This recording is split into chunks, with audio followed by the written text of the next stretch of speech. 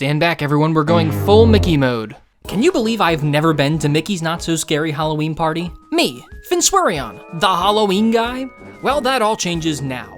One night, one ticket. That's limited time to do everything. Yes, everything. They say it can't be done. Not all in one night. And to that I say, that's too bad, I'm already on the plane. Somebody really should have said something to me sooner. So listen, while we're en route to Mickey's home turf, I've got to get my priorities straight if I'm doing everything. Mickey's Not So Scary Halloween Party is a hard-ticketed event separate from the Magic Kingdom general admission.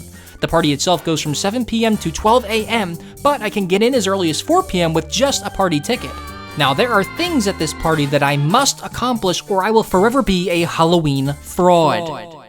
During the party, I must trick-or-treat at all 15 treat trails. I have to watch all 3 shows, the fireworks, the parade, and the villain stage show. I will indulge in a variety of the limited edition Halloween snacks. I have to see all the Halloween overlays on different rides. I've got to see the Cadaver Dans. They're like the Dapper Dans, except, you know, less alive.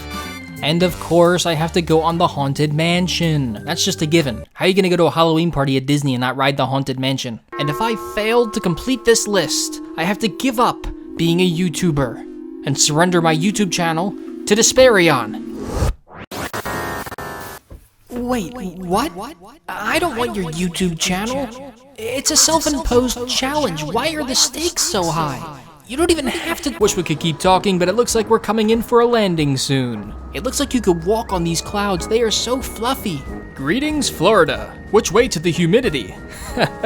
Just kidding, it's gonna be everywhere. Then I hopped on a bus, and since I'm only doing the one night at Disney, I'm not gonna be staying in one of the resorts. Instead, I'm camping out at a Holiday Inn Express, which, I mean, this is a nice place. Look how nice this is. Very clean, very classy. And my favorite thing about Florida so far are all these little dudes running around. I mean, look at him. He's like, oh, he's gone. Who are you guys? I'm not even sure what they are, but they are simply vibing, and I love that. Look at this distinguished gentleman. Later that night, I rewatched The Nightmare Before Christmas in my hotel room, since one of the things you can do at Mickey's Not So Scary is a photo op with Jack and Sally. And I'm bringing this with me to show Jack and Sally that someone turned Zero into a marketable plushie. The next day, I'm back on another bus, and before I knew it, I was there. Oh no, the Halloween party is sold out. Just kidding, I have a ticket. Here I am, Mickey's Not So Scary Halloween Party. I finally get to see the pumpkins outside the station in real life. They are super cool. I need to get a picture. I can't actually wear a mask in the park, so I have to edit the mask on. Kinda awkward, but whatever. I can't believe it's happening. I'm officially in the park for the Halloween party, which means it's time to put my plan into action. I have a carefully scheduled itinerary to make sure I get done as much as possible, starting with a character meet and greet, and then doing other activities as I complete the treat trail. I got in a little after 4, so I'm gonna take some time to look around and enjoy Mainstreet during the day. Is that All Might? But all of the decor is really cute. I really love what they did with the storefront windows here. Very festive and such attention to detail. That's what I love about Disney World. Man, that castle is gonna look cool at night, I can already tell. I'm also gonna take this time to visit the Emporium. Somehow this is the only video I took the entire time I was in the store. I did buy some Halloween Mickey ears though, you'll see them a little later on. But we can't squander too much time. We need to get back over to the Mainstreet Theater to get in line for a photo op. There's Jack and Sally, like I mentioned before, and then there's Mickey and Minnie. We'll do one now and one later on in the night based on the queue size, and holy moly, the Jack and Sally line is backed up to Easter Bip. We'll be there all night. But I'm only like 10th in line for Mickey and Minnie, so we'll do them first. Now, I can't find half of my Mickey and Minnie photos. They're lost in cyberspace somewhere. But that's okay, because the ones I do have are these really funny in-between shots. Here I am looking completely lost and having zero agency in my life as Mickey poses all by himself. I'm not even sure where Minnie went. Then me and Mickey link arms for a pose, and Minnie is just kind of off to the side doing her own thing. You know what? You go, girl. Oh, wait, no, here, I found one. Here we go, look at that. That's a good one. Look at that. I love all of these photos though, they've got character. No pun intended. There was even a little gift shop afterwards with some cute Halloween stuff, but I had to keep moving. It was officially time to begin the party. We're going in. Oh, and here's the trick-or-treat bag they give you, by the way. It's got the Boo to You on the front, and then we've got the Haunted Mansion Gravediggers on the back, which, I mean, come on, that's awesome. But we're actually making pretty good time. The photo op went really fast, it's only 7:15, and it's time to initiate our trick-or-treat plan. Oh my god, is he okay? Somebody check on him. Since we were just in Town Square Theater for the photo op, we'll go right to the first treat trail at Market Street Welcome. Thank you. I'm really here. It's sinking in. Next, we hit Sunshine Tree Terrace. Trick or treat. Thank you. Followed by Jungle Cruise. There you go. Thank you. Thank you. Then over to Tortuga Tavern. Thank you. Oh boy, thank you.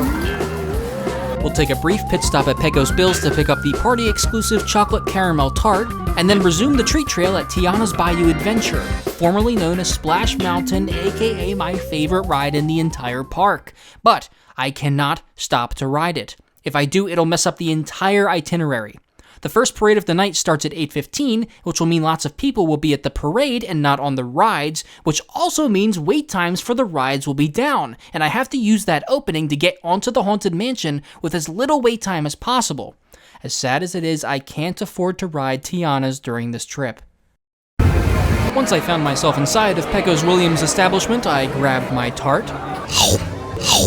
Billy, you really outdid yourself here. This one ranks a solid 9 out of 10 on the Tart chart. That's a chart I made up just now, the Tart chart. How do I get down from here?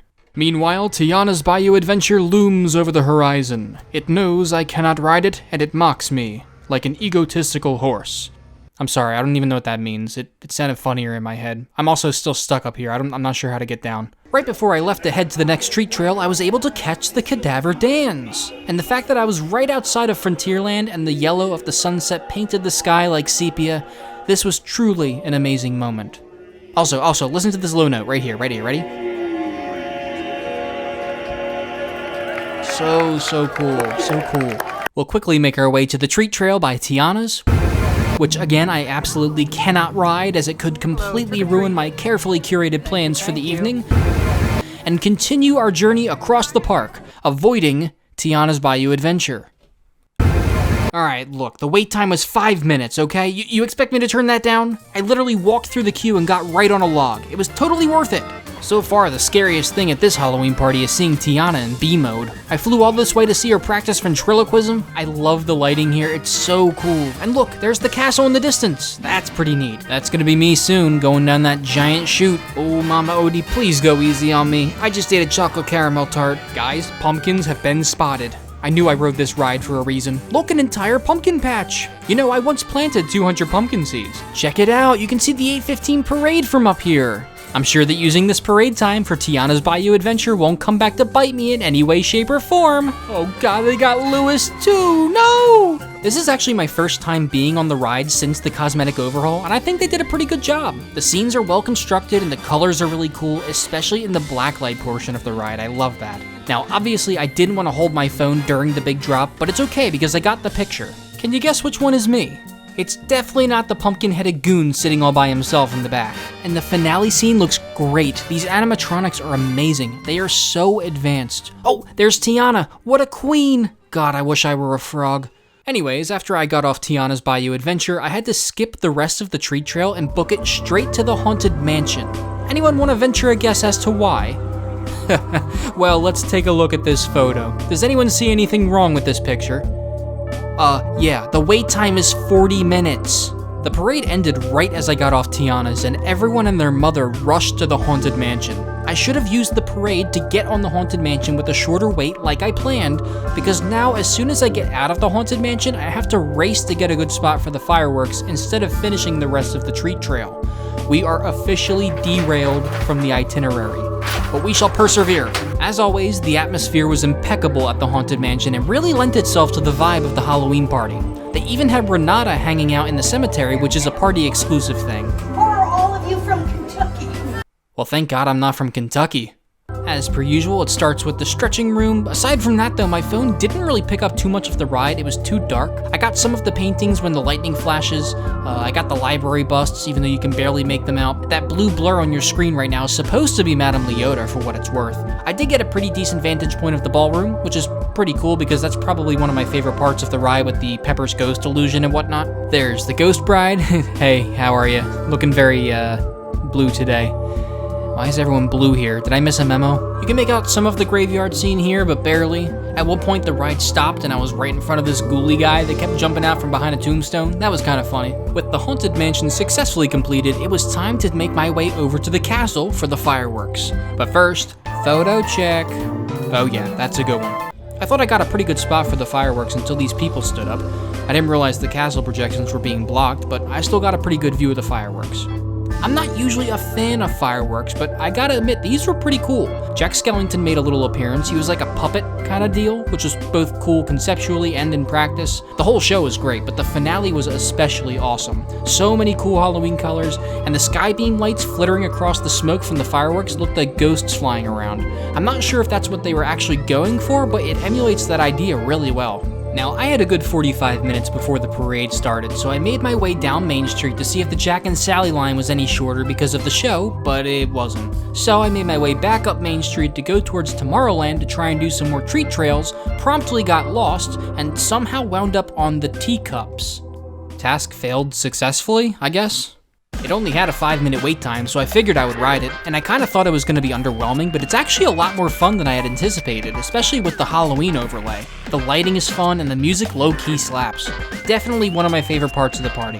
Halloween overlay number 1 accomplished. After that, I went into Star Traders to look around a little bit, eyeball the merch, you know, but quickly realized I had just enough time to ride Space Mountain. It had a 15-minute wait time, but you can usually get moved to the front of the line faster if you're a party of 1. Now, Space Mountain's Halloween overlay is that it's pitch black, no lights inside whatsoever. Obviously, recording it would be kind of pointless, so I didn't get any footage, but don't worry, I can recreate it pretty easily. Here, check this out. Yeah, I mean, it was just pitch black, and let me tell you, Space Mountain kicked my butt. That thing was tossing me around like a rag doll. Not being able to see where the coaster was going made me really anxious, so I was tensed up, and you don't really want to tense up when you're on a roller coaster. So yeah, it was kind of scary, but that's kind of the point, yeah? So I can't say it wasn't exciting. Either way, Halloween overlay number 2 achieved. By the time I got off Space Mountain, I was able to make it back to the front of the castle just in time to see the Headless Horseman, who always runs the parade route just before the parade itself.